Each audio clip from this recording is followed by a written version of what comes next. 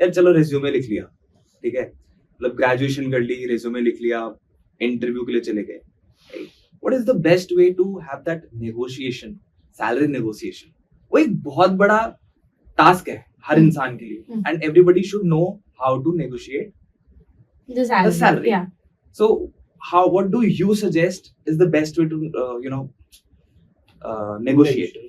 Some people have expectations too far up to that, तो मैं पहले ही बोल दूं, salary negotiation is fine, but ऐसा मत सोच के चलो कि हम जो है दुनिया मांग लेंगे, ठीक है ना. First, this is where they fail. They don't have the expectation set right. First of all, you need to know कि आपके रोल को कितना पैसा मार्केट में पे किया जा रहा है, ठीक है ना. आप जिस भी रोल के लिए अप्लाई करो, घर से जब अगर लेट्स से आप रिक्रूटर से जाके बात करो या फोन पे भी बात करो, आप बिफोर हैंड एक एक्सपेक्टेशन की वो रख लीजिए करके. एंड आजकल तो बहुत टूल्स आ गए हैं, ग्लासडोर पे आप चेक कर सकते हो, आप लिंक्डइन का खुद का पे पर स्किल जानने का टूल हो गया. आप सबसे पहले देख लो कि ओके हमारे रोल के लिए 15 से 20 हजार की सैलरी है, अब अपने को इतने में ही नेगोशिएट करना है. कभी कभी कंपनी के पास बहुत ज्यादा कैंडिडेट्स होते हैं तो नेगोशिएट नहीं करते. वहां पे you have to understand that कि आपको नौकरी चाहिए या आपको पे स्केल चाहिए, तो वहां पे इस बेसिस पे चलना होता है. बाकी another thing is that don't ever do it very aggressively, like do it with very open mind. आप ऐसा मत मान के चलो इसने इतना पैसा नहीं दिया तो मैं नौकरी नहीं करूंगा. One of the reason why people don't get job for a very long time is because पैसा नहीं मिला यार, इतना पैसा नहीं मिला जितना हमको चाहिए था, राइट. कभी कभी I can get hate for this, but कभी कभी डू मतलब job at what you are getting paid at, क्योंकि कभी कभी बहुत इंपॉर्टेंट होता है आपको प्रैक्टिकल स्किल ले सको. एंड मैं स्पेसिफिकली फ्रेशर्स को ज्यादा केटर करती हूँ, मैं उनको यही समझाती हूँ कि ऐसा मत सोच के चलो कि मैं अपना करियर स्टार्ट करूँ मुझे कोई 50,000 दे दे, नहीं दे सकता है. क्योंकि अगर हमारा बजट ही फ्रेशर के लिए 15,000 है तो हम उतना ही दे पाएंगे ना. अब now people will be like यार मेट्रो सिटी में बड़ी बड़ी कंपनीज हमको इतना ही पैसा देती है. आप अपनी सिटी में तो ढूंढ भी नहीं सकते हो, आपको मेट्रो सिटी ही इवेंचुअली जाना पड़ेगा क्योंकि companies are there over the time. And starting में मैं अपनी बात बताती हूँ, I started my job in 10,000 rupees per month, ठीक है, एज अ रिक्रूटर.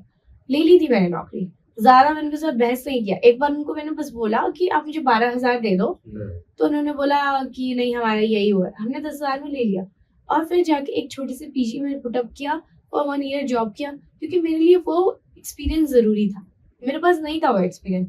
मैं मार्केट में कितना भी घूम लेती मुझे नहीं मिलता शायद, और मुझे मिल भी जाता तो मेरा करियर गैप बढ़ जाता, मैं पैनिक मोड में चली जाती. बहुत सारे लोग पैनिक मोड में चले जाते हैं कि यार नौकरी नहीं मिली क्या करें, ग्रेजुएशन में 6 महीना हो गया. तो I started my career somewhere, I think कि ठीक है इतना salary is enough for me now, later I switch और आई आस्क फॉर मोर. मैं जॉब तो देखूं पहले, मुझे पता ही नहीं जॉब क्या है क्या नहीं है, मैं सैलरी मांगे जा रही हूँ. समटाइम्स नेगोशिएशन में एक्सपेक्टेशन का बहुत बड़ा रोल होता है. Then another thing is that you don't do it aggressively, you just asked अच्छे से कि मैंने इतना देखा है मार्केट का यही होता है, एक स्टैंडर्ड मार्केट स्टैंडर्ड के हिसाब से इतना पे हो रहा है, क्या आप मुझे इतना पे कर सकते हैं. सामने वाला हाँ ना बोलेगा, उस पर डिपेंड करेगा. Negotiation is not a very thing. लेकिन अगर आप एक एक्सपीरियंस्ड बंदे हैं तो स्टोरी पूरी डिफरेंट रहती है. एक्सपीरियंस्ड वालों के लिए जो सैलरी नेगोशिएशन होता है वो बहुत क्रूशियल हो जाता है, क्योंकि अब आपके पास ऑफर शॉपिंग का टाइम रहता है. आप क्या कर सकते हो, आप बोल सकते हो कि हमें फलाना इतना दे रहा है, आप हमें इतना मैच कर पाएंगे क्या. मार्केट स्टैंडर्ड जान के चलो, मार्केट स्टैंडर्ड इतना है. आप एक्सपीरियंस पर्सन के लिए कंपनी को पता है कि हमें शायद इतना एक्सपीरियंस बंदा दूसरा नहीं मिलेगा, लेकिन फ्रेशर के लिए कंपनी को पता है कि हर साल लाखों ग्रेजुएट निकलते कोई और मिल जाएगा. तो जस्ट नोइंग दैट कि where you are standing in your career depends a lot on your salary negotiation. कि हमें पता है हम फ्रेशर हैं, हम ज्यादा नहीं मांग सकते, हमें पता है हम एक्सपीरियंस है, हम ज्यादा मांग सकते हैं, हमें ये भी टूल आते हैं ये भी टूल आते हैं, हम ज्यादा मांग सकते हैं.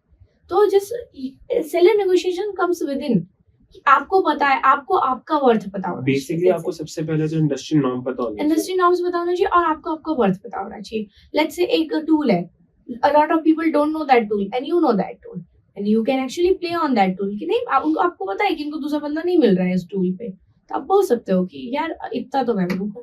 आपको अपने खुद के प्लस पॉइंट्स भी पता होने चाहिए so that you can sit on the table and negotiate. भैया मेरे पास ये स्किल है, yes that's मैं the only thing. 40 लोगों से ज्यादा बेटर हूँ, अब बताओ तुम कितना पैसा. बस बाकी इसमें आपके पास कम्युनिकेशन स्किल्स अच्छे होने चाहिए. कभी कभी कम्युनिकेशन स्किल्स अच्छे नहीं होते तो you know you come as weak. दूसरी skills हाँ। let down हो जाती है. या we you come as week कि आप नहीं यार ये बंदा जो क्या होता है ना whenever we hire somebody in experienced sector we look for somebody who can talk to our clients stakeholders है ना, तो हम उस बेसिस पे हायर करते हैं, तो हम आपको 2 पैसा देने के लिए ज्यादा रेडी हैं अगर आप हमारे क्लाइंट्स के साथ कम्युनिकेशन कर पाएंगे, उनकी रिक्वायरमेंट समझ पाएंगे. तो it depends on your skills also.